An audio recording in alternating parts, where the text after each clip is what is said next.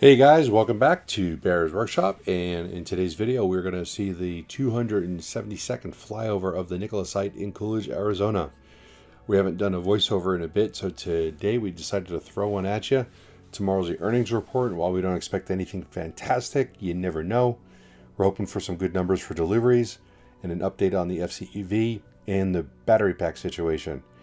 Good numbers for the deliveries. It's not really expected because we know that there haven't been a ton of deliveries going out, but we want to see something, something more positive than what we've seen in the previous quarter. I'm also expecting them to talk about slowing down construction and maybe not fully implementing the new phase yet. The existing line, the production line, should be able to support the current orders. This would save them capital, which they're quite short on.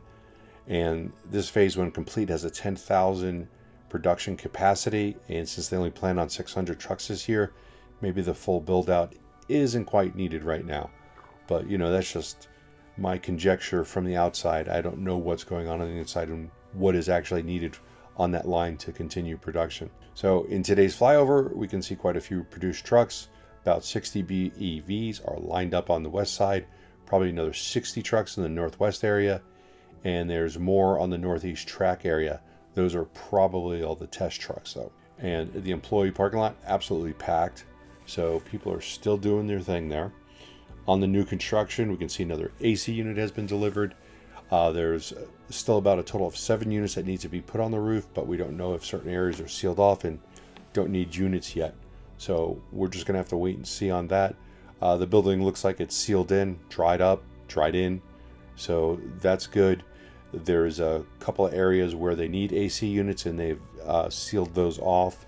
So it doesn't look like they're going to be putting anything in there quite soon because they did something to seal it off. There are parts and materials stacked neatly all over the West Dock area.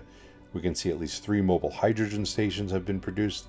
And we just noticed today a third permanent charging station on the north side located pretty close to where the new construction is.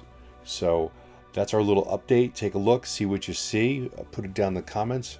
I'm sure I missed something, and maybe there's something exciting that I missed.